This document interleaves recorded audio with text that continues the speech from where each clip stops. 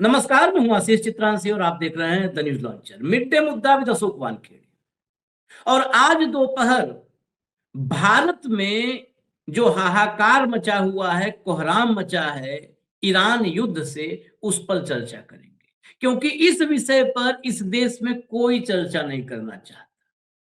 यहां पर तो युद्ध काल में भी कहो नरेंद्र मजा आ रहा, नीरो बांसुरी बजाता था। लेकिन हमने कई बार खबरों में पड़ताल की, मैं विजुअल्स भी चेक करता हूं रोज, कि कहीं बंसी बजाते बांसुरी बजाते मुझे नजर आ जाए ना। देखो, इंस्ट्रूमेंट तो चेंज किया है। नीरो का इंस्ट्रूमेंट जो था, उससे हमारे वाले ने इंस्ट्रूमेंट चेंज कर दिया। हमारा वाला चुनावी शंखनाद करता है, शंख बजाता है, और बारहों महीना चुनाव कहीं कहीं होते रहते हैं, तो शंख लेकर के किसी न किसी देश के कोने में चुनावी शंख बजाते मिलेगा। तो कभी भी मैंने अपने लिए भी ये मतलब कोर्स करेक्शन किया है, और आप लोग के लिए भी कभी भी वो रोम जल रहा था और नीरो बंसी बजा रहा था, उस वाले कोड का इस्तेमाल मत कीजिए। शंख बजा रहा था। इसीलिए हम इस चर्चा को लाए हैं। आज सुबह जब आंख खुली और मार्केट खुला, 5 मिनट, सिर्फ 5 मिनट में 8 लाख करोड़ रुपए डूब गए। आप कहेंगे इसमें कौन सी बड़ी बात है, ये तो कईयों दिन से डूब रहे हैं। लेकिन कई दिन से डूब रहे हैं, फर्क आपने देखा कहीं पर सरकार पे? कहीं देखा? राहुल गांधी और कांग्रेस, ये दोनों देशद्रोही हैं, ये देश के खिलाफ हैं। यही मार्केट भी गिरवा रहे होंगे, हो सकता है, विदेशी ताकतों के साथ मिलकर के। कोई पता नहीं, अगर गिरिराज सिंह, निशिकांत दुबे आकर के कह दें कि कांग्रेस और राहुल गांधी विदेशी ताकतों के साथ मिलकर के भारत में मार्केट गिरवा दे रहे हैं, तो कोई आश्चर्य मत मानिए, क्योंकि सरकार इस बारे में खामोश है। और दिन ज्यादा दूर नहीं है, युद्ध रुका नहीं। तो आज की तारीख लिख लीजिए और 15 दिन के बाद की तारीख नोट कर लीजिए। आज के बाद 15वां दिन जो होगा, 15 दिन बाद इस देश में दवाई के लिए लोग मरेंगे। लोग दवाई से बचते हैं, दवाई के लिए मर जाएंगे। ये नौबत इस देश में ना आए तो बेहतर है। प्रधानमंत्री के पास इस बारे में इंफॉर्मेशन भी है, ये जानकारी है, लेकिन सरकार क्या एहतियातन कदम क्या उठा रही है, क्या उसके लिए रोड मैप बना रही है, क्या ब्लूप्रिंट है, कुछ नहीं पता है। यहां पर तो सिर्फ भगवा प्रिंट है, छापो, दनादन छापो, भगवा प्रिंट, नो ब्लूप्रिंट, ओनली भगवा प्रिंट। लाइए मिड डे मुद्दा में अशोक वानखेड़े, भाव के बगैर कैसे होगा, जोड़िए। स्वागत है भाव, मजा लीजिए नरेंद्र जी के साथ। देखिए हेडलाइन, देखिए हेडलाइन, देखिए। ये हेडलाइन सब गोदी मीडिया के हैं भैया। इसको ये ना कहिएगा, बहुत लोग आते हैं भक्त कहते हैं ये दोनों झूठ फैलाते हैं। इसमें हम कुछ नहीं कर रहे हैं। स्टॉक मार्केट टुडे लाइव, सिर्फ 1 घंटे में करीब 7.6 लाख करोड़ रुपए हुए स्वाहा। जाने क्यों सेंसेक्स निफ्टी हुए धड़ाम। चलिए आगे चलिए। ये मोदी जी बताओ भाई, ये कोई कैसे क्यों हुए धड़ाम। शेयर बाजार में भारी तबाही, 5 मिनट में, वहां तो 1 घंटा था, 5 मिनट में निवेशकों के 8 लाख करोड़ स्वाहा। ये है इस गिरावट की असली वजह। ये सब जो बता रहे यहाँ पे वजह, हम लोग वजह जान के क्या करेंगे? वजह बताओ कोई वहां मोदी जी को। शेयर बाजार में हाहाकार, सेंसेक्स 1953 अंक लुढ़का, निफ्टी 23,200 के नीचे, सेंसेक्स 75 के नीचे आ गया है। सोचिए कहां था सेंसेक्स। आगे चलिए। शेयर मार्केट में भूचाल, 75,000 से नीचे आया सेंसेक्स, निफ्टी 500 अंक लुढ़का। चलिए आगे चलिए। स्टॉक मार्केट क्रैश, शेयर बाजार में मचा हाहाकार, ईरान जंग के चलते सेंसेक्स 1500 अंक टूटा, निफ्टी भी धड़ाम। ये जो 1500 1900 अंक आप देख रहे हैं, ये अलग अलग टाइम की खबरें हैं जो स्क्रीनशॉट लिए गए सब। तो और मिनटों में, यहाँ पे तो मिनटों में, ऐसा नहीं है ना कि 1500 अंक लुढ़का है तो 1900 अंक जाने में पैदल चलना पड़ेगा 2-4 किलोमीटर ना। आप एक बार से ब्लिंक हुई आपकी आंख, झपकी, आंख दोबारा खुली तो पता चला 1800 अंक लुढ़क चुका है। तो मार्केट ऐसे क्रैश होता है, कोलैप्स होता है। इस मार्केट में कत्लेआम है, लेकिन हमारे प्रधानमंत्री जी और उनकी पूरी टीम, मंडली पूरी, वो टीम कहने में फील नहीं आता है, सनातन वाला मंडली कहते हैं उसको, पूरी मंडली चुनाव प्रचार कर रही है। उसको बंगाल जीतना है, असम जीतना है, उसे कांग्रेस तोड़ना है, कांग्रेस के नेता लाने हैं, उसे तमिलनाडु और केरला में, तमिलनाडु में टीवी के विजय को लाना है अपने साथ उप मुख्यमंत्री का ऑफर दे करके। सारे जोड़ तोड़, इतना काम है कि ईरान युद्ध की तरफ देखने का वक्त ही नहीं है भाऊ।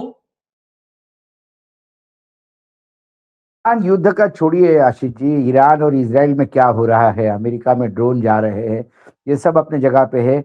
लेकिन जो मिसाइल स्टॉक मार्केट पे गिरी है आज, जो कल बुधवार को थोड़ा सा उठ के ऐसा लग रहा था कि चलो शेयर मार्केट थोड़ा उठने लगा है, और फिर थोड़ा सा इंस्टीट्यूशनल बाइंग जिसको है हमारी संस्थागत जो खरीदी होती है, उसने करीब करीब 3,000 करोड़ के पंप इन किया पैसा, तो लगा कि थोड़ा सा उठ जाएगा।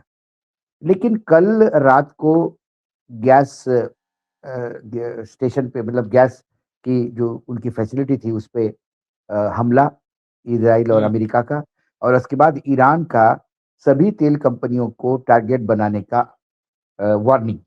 ये चीजों से जो क्रूड ऑयल है, जो वो इतना उछला, 4% उछला है क्रूड ऑयल, और अब वो 3.77% ब्रेंट का जो रेट है वो अब 111.4 है।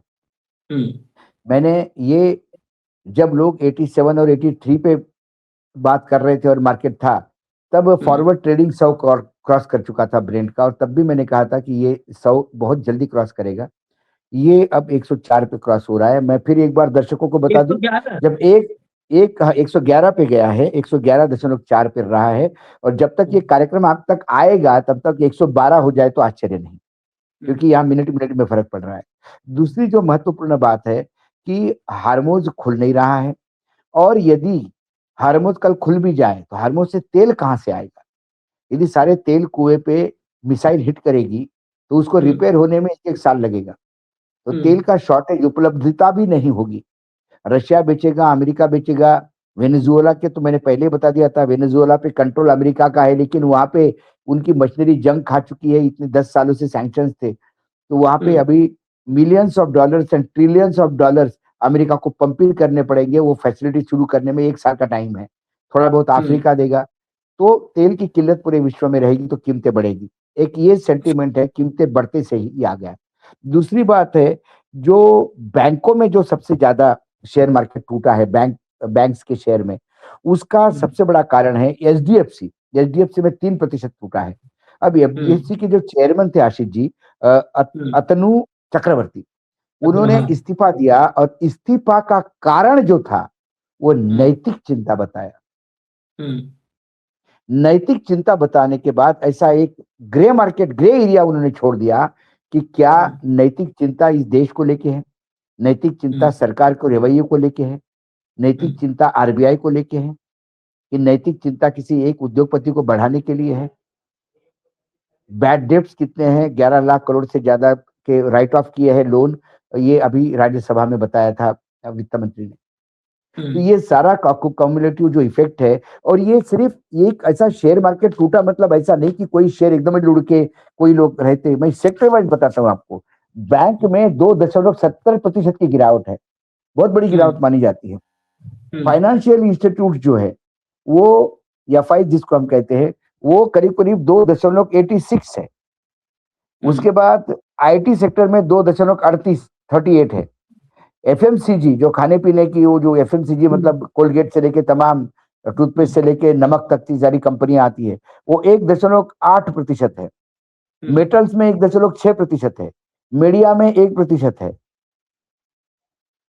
ऑटो में 2.65% है। ये ऑल राउंड ये हो गया है। और ऐसा नहीं, कई जापान में भी जो निक्की है वो 2.47 नीचे गया है। साउथ कोरिया का केस्पो है वो 2.56 नीचे गया है। हांगकांग का जो हेंसेक्स है वो फॉरवर्ड ट्रेडिंग भी उसका बहुत डाउन बता रहा है। लेकिन हमारे यहाँ सबसे ज्यादा गिरावट है पूरे एशिया में। वो गिरावट का एक कारण और भी है कि हमारे यहाँ से जो फॉरेन इंस्टीट्यूट है, उन्होंने पिछले 1-2 दिनों में 2714.35 करोड़ की निकासी की है। शेयर बेच के चले गए हैं। हमारे यहाँ इंस्टीट्यूट ने हाथ लगाया, थोड़ा बहुत जो संस्थागत निवेश है उन्होंने उनको बढ़ाने का प्रयास किया, तो उसमें क्या हुआ, थोड़ा मार्केट सुधरा। जो आपको एक आधे % का जो जर्क लग रहा था कि कम से कम डाउन ट्रेंड रुक गया है, थोड़ा सा ऊपर आ रहा है, तो मतलब कुछ तो आशा की किरण दिख रही थी बुधवार को। लेकिन गुरुवार और शुक्रवार तो कत्लेआम बना। मतलब आपने सही कहा, मिनट में ये 7 बजे से ट्रेंड शुरू हुआ, मतलब यू शुरू हुआ तो शुरू होते से ही क्रैश हो गया। इसका बिल्कुल ड्रीम लाइनर हो गया, अहमदाबाद का ड्रीम लाइनर बिल्कुल टेक ऑफ किया और क्रैश हो गया, जगह ही नहीं दी कुछ चंद सेकंड में, चंद मिनटों में। और फिर वो जो लाल लाइन होती है रक्त रंजित, वो उसने क्रॉस किया। तो कुल मिलाकर स्थिति बहुत, और सबसे ज्यादा इसमें मरता कौन है आशीष? सामान्य निवेशक। यही बात तो समझानी है देश को। जो डीमैट अकाउंट लेके जाते हैं वो मरता है। जो बड़े इन्वेस्टर्स होते हैं, सपोज मेरे पास एक प्रोफाइल है कि मेरे पास एक 150 करोड़ रुपए है कि जो मैं इन्वेस्ट करता हूं, तो मैं अलग अलग बुके में लगा रहा हूं, मैंने ऑटो में भी लगाए, ये में लगाए। तो मैं 150 करोड़ रुपए, जब मैं मार्केट बहुत ज्यादा गिरता है तो मैं खरीदता हूं कि इस लोअर रेट में मिल रहे हैं तो खरीद लो, या मेरे पास यदि ऑलरेडी इन्वेस्टेड है तो मैं बेचता नहीं, मैं सस्टेनिंग पावर है मेरा, मैं रोकता हूं कि अभी 2 महीने और रुक जाओ, चलो इराक का युद्ध 6 महीने तक होल्डिंग पावर करो, होल्ड करो इसको। लेकिन जो लोग वो एक 5 लाख का पोर्टफोलियो लेके बैठे कि रोज शेयर खरीदते हैं, रोज बेचते हैं, रोज खरीदते हैं, वो बेचते हैं, उनके 5 लाख जीरो हो जाते हैं, वो धंधे से उठते हैं। और सबसे ज्यादा होता क्या है, कई बार तेल की कीमतें कहीं और। देखिए आज चाइना में इतना तेल का प्रॉब्लम नहीं है, क्योंकि चाइना ने बहुत पहले से ही अपना तेल का स्टॉक कर रखा है, और उनको ये पता था कि आगे पीछे यदि तेल की लड़ाई, भाई डॉलर की लड़ाई है, डॉलर के पीछे तेल डॉलर ये साथ में चलता है, और अमेरिका की इंटरेस्ट, आगे पीछे ये ईरान पे हमला करेगा, ये सबको लग रहा था, क्योंकि ईरान का तेल पे सबकी नजर है। वेनेजुएला के बाद ईरान का ही नंबर था, और इजराइल ऑलरेडी अमेरिका को खींच ही रहा था। ऐसे में चाइना ने अपना भंडारण बहुत ज्यादा कर लिया, चाइना ने अपना बहुत ज्यादा ईवी पे शिफ्ट हो गए, इलेक्ट्रिकल पे, क्योंकि बैटरीज वो खुद ही बनाते हैं, और उनसे बेहतरीन बैटरीज कोई बनाते हैं, पूरे वर्ल्ड में बैटरीज दे देते। तो उन्होंने अपना, उसके बावजूद भी ये 1 साल भी युद्ध चला और चाइना को तेल नहीं मिला तो भी चाइना को कोई प्रॉब्लम नहीं होगी। चाइना के पास जो रिजर्व्स है वो अति है, बहुत जबरदस्त स्टॉक करके रखा है, और पीछे से रशिया का सप्लाई लाइन उनके पास चालू है, जो पाइप से आता है उनके पास, तो वो नहीं है। हमने क्या किया, हमने एनर्जी सिक्योरिटी के नाम से कुछ किया। हमने जब रशिया से तेल लेना, हमको डिस्काउंट मिल रहा था और उन्होंने मना कर दिया, तो हमको पुट द फुट डाउन कि भाई हम तेल कहां से खरीदेंगे, ये हम तय करेंगे। हम रशिया से भी खरीद सकते हैं, हम आपसे भी खरीदेंगे, लेकिन आप रशिया से नहीं खरीद सकते हो, ये नहीं कह सकते आप हमको। ये सैंक्शन नहीं लगा सकते आप लगाइए फिर सैंक्शन, फिर हम भी लगाएंगे आप पे सैंक्शन। अमेरिका ने 2-2 बार भारत पे सैंक्शन लगाए, कभी भारत का कोई बाल बाका नहीं हुआ। अभी ये जो अमेरिका के सैंक्शन के डर से एग्रीमेंट नहीं हुआ है, ये एप्स्टीन फाइल ने एग्रीमेंट करवाया है। मैं आपको बता दूं, अमेरिका के सामने जो भारत नतमस्तक होता है, ये एप्स्टीन फाइल की वजह से। और एप्स्टीन फाइल में कौन कितना हद तक घुसा हुआ है इस सत्ता में बैठे हुए लोग, ये आपने देखे। अनिल अंबानी सत्ता से दूर नहीं है, सत्ता का ही पार्ट था, नहीं तो ऐसे ही उसको राफेल नहीं मिलता था। अभी ईडी की रेट छोड़ दीजिए, ये भाजपा की अंदरूनी जो कॉन्फ्लिक्ट है उसमें अनिल शहीद हो रहे। लेकिन यदि आज पूरी वही बैठे हुए हैं पेट्रोलियम मंत्री, और जो जिसकी टेलीपैथी थी एप्स्टीन के साथ, एप्स्टीन सत्ता का बड़ा दलाल था, उसने छोटे छोटे दलाल पाल के रखे थे। और उनको दलाल इसलिए कहता हूं, इनकी भाषा देखिए मेल की, कि Delhi wants me to do this, Delhi ये चाहता है, तुम दिल्ली से क्या चाहते हो, ये बात दलाल करता है। इसका चना इतने में अवेलेबल है, इतना चना इसके पास पड़ा है, तुझे चाहिए क्या? चना मिल वाले को चना चाहिए, बेचवाल यहां बैठा हुआ है, इन दोनों के बीच में जो रेट तय करता है उसको दलाल कहते हैं। अनिल अंबानी की भाषा देखिए, Delhi wants this from this, Delhi wants. Epstein क्या था? दलाल था, सत्ता का पावर ब्रोकर। और जब जो पावर ब्रोकर होता है वो सारी सुविधा देता है, आप पैसे से खरीदता है, आपको आपके बच्चों का कुछ करना है उसके लिए आपको अब्लाइज करेगा, आपके रिलेटिव को अब्लाइज करेगा, नहीं कुछ तो फिर आपका जो व्यक्तिगत सुख है अय्याशी, उसके लिए भी वो सारा साहित्य सामान देता है। वो सत्ता का दलाल होता है, उसको सत्ता आपसे फेवर चाहिए, वो आपकी क्या चॉइस है, आपको हिंदी फिल्म की हीरोइन चाहिए कि रशियन की हीरोइन चाहिए, वो उनको बता नहीं। ये मैं इसलिए इतना ब्लंटली बोल रहा हूं क्योंकि अनिल अंबानी के ईमेल में तो कौन सी लड़की चाहिए भाई, चॉइस चॉइस पूछा जा रहा है। उस एप्स्टीन की फाइल में ऐसा क्या है जिसमें भारत अपना इंटरेस्ट, मैं मानता हूं मोदी जी इतने नीचे पीछे आदमी नहीं है, लेकिन वो सरेंडर क्यों हो रहे हैं? अमेरिका के पास ही सरेंडर क्यों हो रहे हैं? इजराइल क्या ब्लैकमेल कर रहा है? इजराइल ने क्या बुला के बोला इनको? क्या जरूरत थी इजराइल जाने की? एप्स्टीन का और इजराइल का क्या संबंध है था? एप्स्टीन ने कैसा कहा था, जाके इजराइल के सामने डांस करो तो सब कुछ हो जाएगा। तो तेल की सिक्योरिटी थी हमारे यहां होती तो हमारा स्टॉक मार्केट आज रक्त रंजित नहीं होता। आज हम हैंड टू माउथ है, तेल के लिए लाइनें लगी है, लोग लाइन लगा लगा के महिलाएं बच्चों को दूध पिला रही है धूप में बैठ के गैस सिलेंडर के लाइन में। शर्म आती है। हम मंगलयान की बात करते हैं, विश्व गुरु बनने की बात करते हैं, मंदिर कॉरिडोर की बात करते हैं, 5 करोड़ लोग आ गए हमारे कुंभ में। अरे 5 करोड़ लोग कुंभ में, वो अचीवमेंट नहीं है। अचीवमेंट वो है कि तुम्हारी जो एक गरीब घर की लड़की महिला यंग, वो अपने छोटे से बच्चों को दूध पिला रही है, वो गैस सिलेंडर पे बैठ के लाइन में धूप में। शर्म आनी चाहिए। इसके वजह से स्टॉक मार्केट डाउन होता है। स्टॉक निवेशकों का सरकार पे विश्वास हो, फिर 10 चेयरमैन भी बैंक के इस्तीफा दे तो शेयर होल्डर अपना विश्वास नहीं खोता। इस सरकार में क्या विश्वास रखिए मुझे बताओ, कौन सा विश्वास? क्या 2014 से चालू करिए आप, क्या सरकार ने कौन सी बात विश्वास की कि चाइना नहीं आया, चाइना वापस गया? जब आया नहीं तो कहां गया? कोविड से लेकर हर चीज में सरकार ने हमेशा झूठ बोला है। अभी ये गैस की लाइन में लोग 6-6 हजार रुपए का सिलेंडर ले रहे हैं, लोग फोन कर रहे हैं कहीं से सिलेंडर दिलवाओ, और प्रधानमंत्री कहते कि गैस की किल्लत नहीं है। और उनके जितने भी ये रबर स्टैम्प मुख्यमंत्री है वो बोलते हैं मीडिया अफवाह फैला रहा है, मीडिया अफवाह फैला रहा है। अब जाके 2 घंटे की मीटिंग हुई है पेट्रोलियम मिनिस्ट्री से पीएम की, तब जाके बोलते कि हाँ एलपीजी का थोड़ा संकट तो है।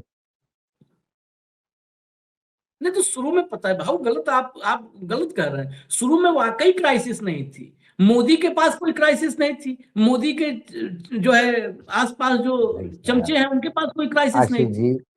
पूरे आपसे माफी मांग के कहता हूं मैं, इस देश में कभी क्राइसिस नहीं है।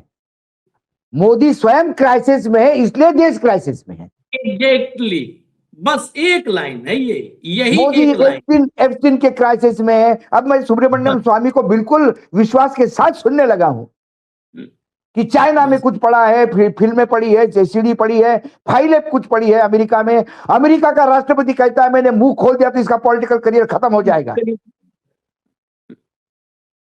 मैं आपको बताऊं, अमेरिका का व्हाइट हाउस का स्पोक्स पर्सन भारत को कहता है दे आर स्टेट प्लेयर्स। इतनी हिम्मत किसी देश की होने की भारत को स्टेट प्लेयर कहने की। ये चुनाव प्रचार में जो व्यस्त है साहब, स्थिति समझिए आप। यूराल, ब्रेंट नहीं, ब्रेंट सबसे मतलब जो है स्टैंडर्ड क्वालिटी है। यूराल जो रूस से ले रहे हैं, यूराल की कीमत कम थोड़ी होती है क्योंकि यूराल से कम पेट्रोल डीजल निकलता है। हम यूराल ले रहे हैं जो इस समय रूस से ले रहे हैं, वो $99 प्रति बैरल ले रहे हैं। ये कल की रेट, कल का रिपोर्ट, कल का रेट बता रहा हूं, $99 प्रति बैरल। और पता है कितना पे लेते थे हम ये एप्स्टीन वाली धमकी से पहले? 50, वही यूराल $50 प्रति बैरल पे। हम $50 प्रति बैरल वाला यूराल $100 प्रति बैरल तक चले गए। देखिए अब ताली बजाना पड़ेगा। और फिर मैं आपको बता दूं, जब बैरल पे $1 बढ़ता है तो मेरा देश $20 मिलियन का बोझ उठाता है, क्योंकि विश्व में नंबर 2% पे है हम। आप जोड़ दीजिए 50 यानी 44 क्यों 49 वो 50 ही 50 गुने 20 मिलियन डॉलर कर दीजिए आप। 50 में जाता है 2000 मिलियन डॉलर 2000 मिलियन डॉलर बताइए अब भुर्दन दे रहे हम 2 बिलियन डॉलर 2 बिलियन डॉलर क्योंकि हमको नाचना है उनके घुंघरू बांध के अमेरिका के दरबार में। और चाइना उसी रेट से ले रहा है, पुराने रेट से अमेरिका से। चाइना छोड़ दीजिए, अगर न्यूज 24 वाली हेडलाइन हो कल की, बहुत सारी जगह थी जो हमारे पास जिसको हमने दिखाया था, तो एक बार कंट्रोल रूम दिखा दीजिएगा। चाइना छोड़िए, कल पाकिस्तान को रूस ने ऑफर किया है कि अगर तुम्हें चाहिए, तुम्हें दिक्कत है तो हमसे सस्ता तेल ले लो। भारत को $99 प्रति बैरल दे रहा है रूस, भारत का वो दोस्त, ऑल वेदर फ्रेंड, और खुला ऑफर किया है पाकिस्तान को कि ये देखिए रूस ने पाकिस्तान को सस्ता तेल देने की पेशकश की कि सस्ता तेल हमसे लो। और चाइना आज भी $50 प्रति बैरल पे ले रहा है यूरोल। हमने छोड़ दिया तो उसने हमको मार्केट के हिसाब से लगा दिया कि तुम चलो मार्केट के हिसाब से पाओगे, जो मार्केट में हम देंगे वही तुमको देंगे। तो हम 99 पे आ गए, रूस आज भी $50 प्रति बैरल पे ले रहा है, तो चीन रूस से। ये है अंतर। अब अगले खबर पे जो इस डिबेट का अगला हिस्सा है मिड डे मुद्दा का, वो बहुत महत्वपूर्ण है, बहुत महत्वपूर्ण। दवा के बगैर क्या भारत में, मतलब भारत में मेडिसिन की क्राइसिस आने वाली है? भारत में कितने दिन का स्टॉक है?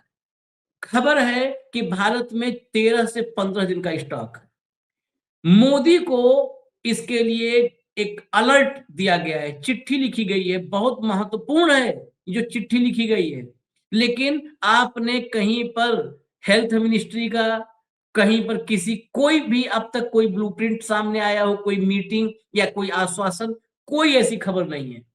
इस देश में दवाएं जबरदस्त महंगी होने वाली हैं, और वो दवाएं जो हर घर में नॉर्मली इस्तेमाल में लगती हैं, पैरासीटामोल जैसी दवाएं। मैं आपको हेडलाइन दिखाता हूं, फिर खबर पे आता हूं। ये सबसे महत्वपूर्ण हिस्सा है। ठीक है, गैस की दिक्कत थी, ये दिक्कत थी, अब दवा की भी दिक्कत कि एक तो पेट में भोजन नहीं जाएगा और बीमार पड़ोगे तो दवाई नहीं पाओगे। गैस नहीं है और दवाई नहीं है।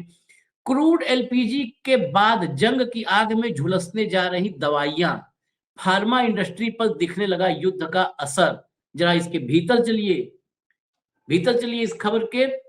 ये खबर बहुत जरूरी है देश तक आनी।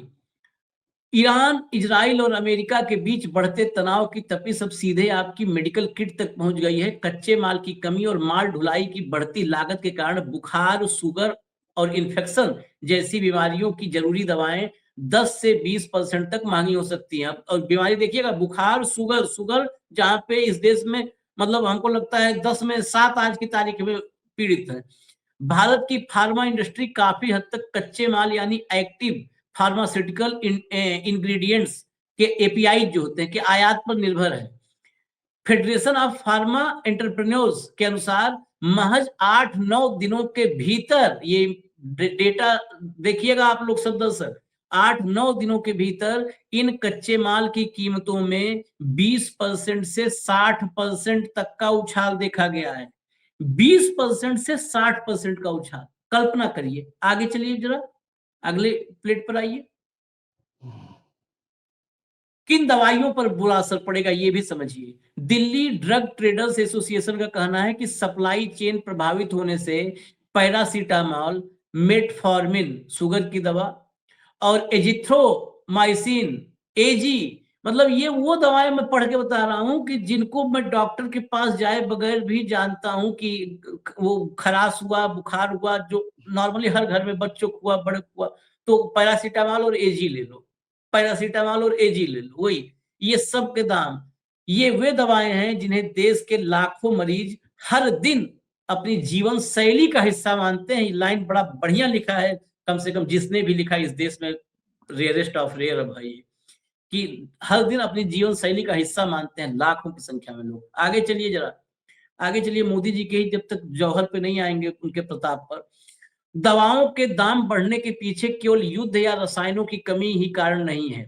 दवा बनाने वाली कंपनियों के मुताबिक पैकिंग मटेरियल जैसे एल्युमिनियम और प्लास्टिक की लागत में भी 30 से 40% का इजाफा हुआ है। 20 से 60% एपीआई के रेट बढ़े, 30 से 40% पैकिंग मटेरियल एल्युमिनियम और प्लास्टिक के रेट बढ़े। दवा की शीशियां, बोतलें और फॉइल पेपर जैसी पैकेजिंग सामग्री कई गुना महंगी हो चुकी है। तो 30-40% वो कई 100% महंगे हो गए हैं। और इसके अलावा उस पर तो हम चर्चा ही नहीं करेंगे, अभी भाव बताएंगे। जो ट्रांसपोर्टेशन चार्ज है, जो मतलब इसको ढुलाई, माल ढुलाई और ये सब, इसकी तो आप कितनी महंगाई हुई है आप जानिए। सप्लाई चेन बिल्कुल टूट चुका है।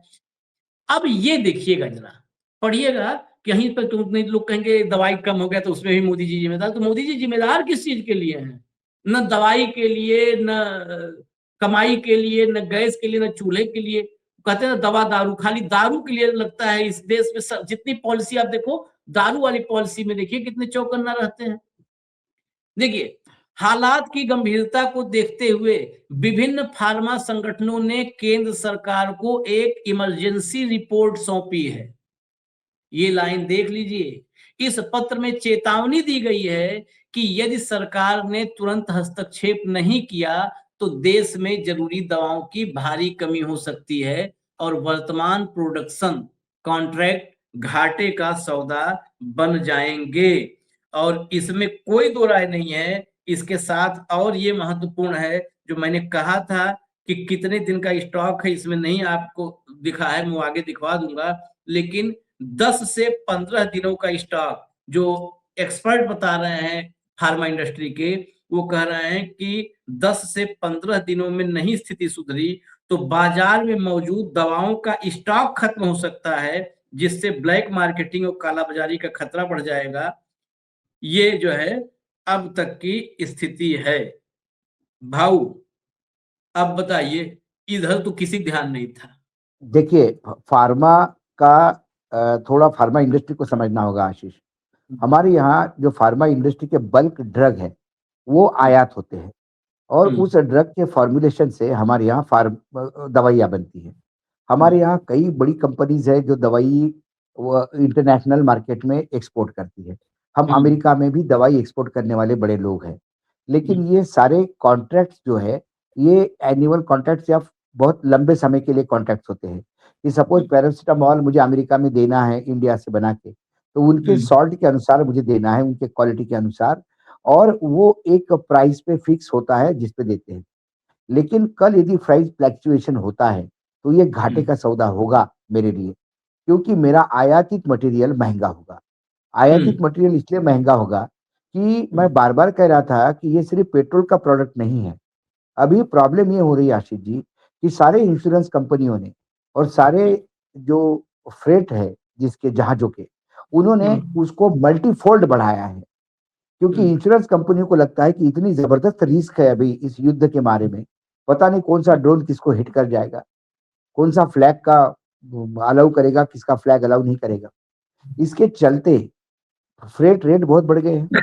और इंश्योरेंस कंपनी, कुछ इंश्योरेंस कंपनियों ने तो मनाही कर दिया इंश्योरेंस करने की, और जो कुछ इंश्योरेंस कंपनियां इंश्योरेंस कर रही है उनके इंश्योरेंस बहुत ज्यादा बढ़ रहे हैं।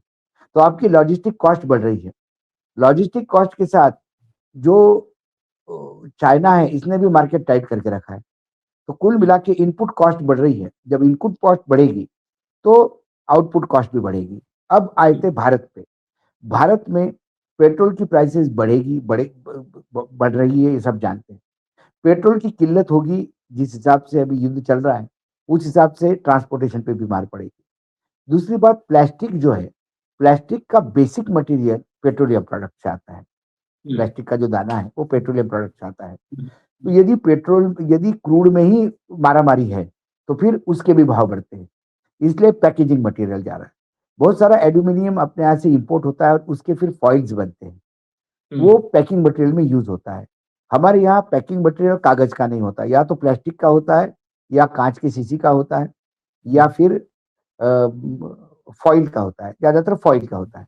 ये सारा जो भी चीज इंपोर्ट हो रही है उस पे मार पड़ रही है। प्लास्टिक पे तो सीधी मार पड़ेगी। आप देखिए प्लास्टिक की कीमतें क्या बढ़ जाएगी अभी।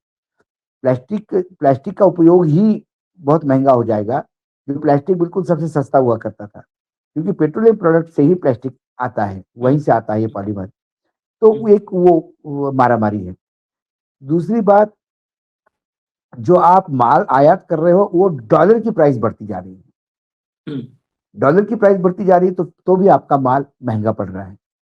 और ऐसे में यदि माल ही नहीं आ रहा है या माल महंगा आ रहा है तो मार्केट में उछाल होगा, और इसमें सरकार को इंटरवेन करना होगा, सरकार को सब्सिडीज देनी होगी, सरकार को ये देखना होगा कि आपूर्ति की चेन जो है ये बनी रहे। यदि आपूर्ति की चेन बनी रहे तो फिर हमारे यहाँ स्टॉक कम होने का नहीं। लेकिन ये सरकार, जैसा कि आपने कहा, ये सिर्फ चुनावी मोड में और जुमलेबाजी में और इवेंट में बिजी रहती है। ये इवेंट जीवी सरकार है, जो जुमलेबाजी पे उनका ऑक्सीजन है, और उनकी जीवन की जो तरह है वो चुनाव है। चुनाव के लिए जीते हैं, इवेंट में मजे लेते हैं, और जुमलेबाजी करना उनका शौक बन गया है। ऐसे सरकार को, इनको कभी भी लॉजिस्ट, मतलब जो आपने सही कहा कि इनके पास भगवा कारपेट है, ब्लू ब्लू ब्लू प्रिंट तो है नहीं, भगवा ही प्रिंट है इनके पास। कोई भी देश एक ब्लू प्रिंट के साथ चलता है। उसको पता है कि यदि ये युद्ध भड़का तो किन किन जगहों पे, किन किन सेक्टर्स पे हमको तकलीफ हो सकती है। फार्मा सेक्टर जो अपना अपने आप में एक रिसर्च करता है, अच्छा उनका एक एसोसिएशन है, उन्होंने ये सरकार को आगाह किया, ये खबर आ जाए अखबार में। ये बहुत दिनों से फार्मा सेक्टर सरकार को रिक्वेस्ट कर रहा है, सरकार सुने तब ना। जब हाहाकार मचेगा, जब दुकानों में आग लग जाएगी, जब लोग टूट पड़ेंगे, लाठीचार्ज होगा, रक्तपात होगा, तब सरकार मीटिंग के लिए बुलाती है। जब हमारे यहाँ पुलिस को भी मारा गया, पुलिस वाले भी पीटे, एजेंसी वाले भी पीटे, गैस को लेके मारामारी चल रही है, तब जाके पेट्रोलियम मंत्री की और हमारे प्रधानमंत्री की मुलाकात होती है। ये मुलाकात तो आपको युद्ध के बादल जब मंडरा रहे थे तभी हो जानी चाहिए थी, तभी कुछ अपने को व्यवस्था करनी चाहिए थी। जो अटल जी के टाइम पे हम एनर्जी सिक्योरिटी के नाम से कुछ बड़े भंडारण करने वाले थे, मोदी जी ने आके उसको रद्द कर दिया, और फिर अपने 3 भंडारण, उन्होंने कहा कि हम 3 जगह डिसाइड करते हैं। उस जगह अभी तक 2014 से लेके आज तक, आशीष जी, जमीन एक्वायर नहीं हो रही है। वो भंडारण बनाने में कम से कम 2 साल लगेंगे। ये मुंह इस से सरकार की लॉजिक है, मुंह से ये कागजों पे योजनाएं रखते हैं, लॉजिक है। और जब बहुत ज्यादा हो गया तो सरकार 10-10 हजार रुपए महिलाओं के अकाउंट में डाल देगी, 6-6 हजार रुपए किसान को दे देगी, कोई ग्रेजुएट के अकाउंट में 2-2 हजार रुपए डाल देंगे, और चुनाव में मत खरीदने का प्रयास करेंगे।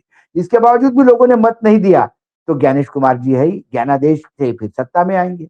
और उसके बाद भी आप कोर्ट गए तो कोर्ट भी आप ही को जूता मारेगा कि आप क्यों उठा के आ गए हो। तो जब ऐसा ऐसा फुल प्रूफ प्लान इनके पास सत्ता में आने का है, तो मैं बार बार कहता हूँ, लोग बोलते कि यार इनको जरा भी डर नहीं लगता जनता से। बोले किस बात से जनता से डर लगेगा, जनता से लेना देना क्या है उनको। जनता से लेना देना लोकतंत्र में तब होता है जब चुनाव में जनता का साथ चाहिए होता है। इनको जनता का साथ चाहिए ही नहीं, तो ना स्टॉक मार्केट, ना हेल्थ। और ये बहुत, आपने जो कहा, ये 70% of Indians are on sugar के प्रॉब्लम से। और यदि मेजर दवाइयां ऊंची चली गई तो क्या हाहाकार मचेगा, आप देख लीजिएगा। वैसे ही दवाइयों की कास्ट अपने भारत में बहुत ज्यादा है, बहुत ज्यादा है कॉस्ट। वो नाम सब वही दवाएं हैं जो घर घर में ये लाइफ सेविंग ड्रग्स है भाई, ये लाइफ सेविंग ड्रग्स है। आपने कहीं सही कहा कि ये जीवन शैली हो गई है उनकी। लोग सबके घर में ये आज ड्रग्स सेक्टर ने आपको बताया, क्योंकि ये आम आदमी के साथ जुड़ा है। अभी कई सेक्टर्स ऐसे हैं जो डायरेक्ट आम आदमी से जुड़े नहीं हैं, लेकिन वो भी अंदर ही अंदर बहुत बुरी तरह से जख्मी हुए पड़े हैं। लेकिन फिर सारा देश परेशान, और फिर वो गाना तो आप बोलते हो ना, कहो नरेंद्र मजा आ रहा है। मजा आ रहा है, इनको मजा आ रहा है, इनको मजा आ रहा है। कोई भी पूरी जिम्मेदारी से कहें, हम इसलिए नहीं अपनी तारीफ के या अपना हम कि हमारी तारीफ कोई करे, लेकिन हम इस युद्ध से अलग अलग कहाँ एस्पेक्ट से, बहुत सारे हमारे बहुत अच्छे साथी हैं। मुझे लगता है कि हमसे कम से कम 1000-2000 लाख गुना बेहतर पत्रकार होंगे, वो लोग ज्यादा योग्य होंगे। लेकिन खाली वो पेट्रो डॉलर, लोग आधा दुनिया जैसे जो है पेट्रो डॉलर पे है तो वीडियो डॉलर पे है। वो 1000 मिसाइलें दाग दिया, 1000 में 2 और जुड़ गई, बस उससे ऊपर उनका नहीं है। वो खबर कि क्या हो रहा है, नहीं नहीं नहीं, क्योंकि पत्रकारिता में है तो कुछ खबरें वो चाहे उसको व्यूज मिले ना मिले लाना चाहिए, मुझे लगता है जनता के सामने लाना चाहिए। 4 लोगों नहीं ने और भी देखा तो हम सोचते हैं कि हमारी मेहनत सफल हो गई। सवाल वो नहीं है, सवाल देश के सामने ज्वलंत समस्याएं हैं, उसका हम कब रेखांकित करेंगे, उसको कब सामने लाएंगे। हम मात्र आंख बंद करके नहीं देख सकते कि हम ईरान ईरान की रिपोर्टिंग करेंगे और बाकी छोड़ देंगे, नहीं, करना पड़ेगी। विपक्ष कमजोर पड़ता है तो विपक्ष को भी विपक्ष को भी आईना दिखाना होगा। यदि सत्ता पक्ष गलती करता है तो उसको भी आईना दिखाना होगा। जनता को जन जागरण करने का नाम पत्रकारिता है और नहीं सच्चाई मैं के साथ सामने लाने की काम पत्रकारिता है। पत्रकारिता ये कमाई का साधन नहीं है, हम बार बार बोलते हैं। नहीं नहीं, हम आगे बस कब खत्म करते हैं, लेकिन मैं किस लिए कह रहा हूं, क्योंकि डर भी हो सकता है कुछ लोगों में हो। मैं आखिर में इस बात को रेखांकित करना चाह रहा हूं कि ये फार्मा में क्राइसिस आएगी, तब भी हो सकता है इस खबर को ना दिखाया जाए। लेकिन आप लोग ध्यान में रखिएगा, कल इसी गैस पर रिपोर्टिंग करते समय नोएडा में श्याम मीरा सिंह, एक युवा पत्रकार जो बिल्कुल थोड़ा हार्डकोर जर्नलिज्म करने वाला युवा, उसको कल पुलिस ने उठा लिया नोएडा से। तो आज अभी गैस पे आप पत्रकारिता करोगे, उसका सच दिखाओगे तो पुलिस उठा लेगी। कल को दवाई पे भी यही हो सकता है। उसको उठा लिया, 4 घंटे डीसीपी दफ्तर में बुला के रखा, वीडियो से मोबाइल से डिलीट करवा के तब रात में छोड़ा 10 साढ़े 10 बजे। ये हालत है। इसलिए भी वो वीडियो डॉलर में विश्वास रखने वाले लोग इसलिए भी थोड़ा दूर रहते हैं। कौन जाए पुलिस उसके लफड़ा में, अपना ईरान की मिसाइलें गिनवाते रहो। नहीं नहीं नहीं नहीं नहीं नहीं, पत्रकारिता में कोई किसी के घर पीले चावल लेके नहीं आया था भाई, तुमको पत्रकारिता करनी है। पत्रकारिता में आए हो तो चॉइस से आए हो, और यदि चॉइस से आए हो तो उस पत्रकारिता का धर्म निभाओ। और मुझे तो बहुत गर्व है कि कल हमने नहीं नहीं कांग्रेस का जो वीडियो किया, उस हाँ वीडियो में मैं कमेंट पढ़ा, मैंने कम से कम 300 कमेंट पढ़े होंगे, बहुत टाइम लगता है। 300 बहुत सारे थे, 300 पढ़े। 99.99% हमारे दर्शक, मुझे बहुत मतलब उससे ताकत मिली। सबने कहा कि बहुत अच्छा किया आपने भाव ने, कि कम से कम ये बात रखी, ये सच दिखाना जरूरी है। नहीं ऐसे नहीं अगर हम रहेंगे नहीं नहीं तब तो भाई, सब चलता। हमारी कहीं ना किसी से बैर ना किसी से दोस्ती। हम संविधान के प्रति समर्पित और लोकतंत्र के रक्षक, बस 2 भूमिकाओं में हम 2 यहाँ लगे हुए हैं, बाकी चीजें कुछ नहीं। कोई इजाजत हम दीजिए, फिर आते हैं ना, हमको खबरें खुद और। का चार्टर, हमको, मुझे और आशिष को ना चार्टर चाहिए। हम डीटीसी पे घूमने वाले लोग हैं और उसमें आनंद लेते हैं। चलिए इजाजत दीजिए, धन्यवाद भाऊ। अभी आते हैं, क्योंकि धन्यवाद खबरें और भी धन्यवाद। हैं, आज खबरें काफी हैं सुबह काफी से। है तो काफी। जिम्मेदारी है लाने की, लाते हैं। धन्यवाद। बिल्कुल बिल्कुल, धन्यवाद।